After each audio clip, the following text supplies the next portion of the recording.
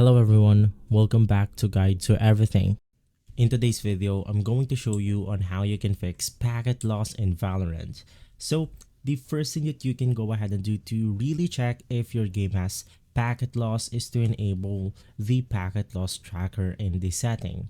So just click on video, click on stats, and from here you then want to look for the packet lost total, or we have the packet loss right here.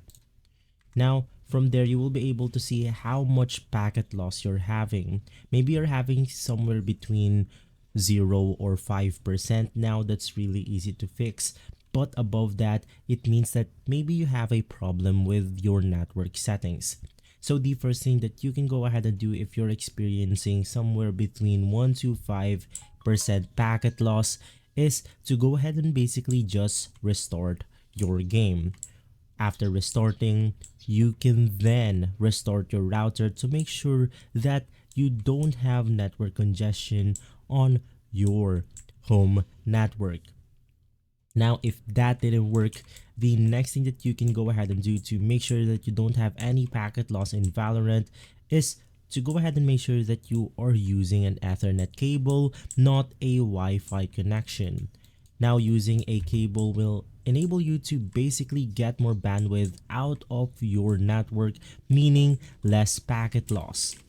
Now, you also want to make sure that you go ahead and turn off any downloads from any one of your devices. Maybe you're downloading a movie from your other computer or your phone, or you're downloading or updating games on your Steam. You want to make sure to cancel all of those out to make sure that your Valorant game gets enough network bandwidth.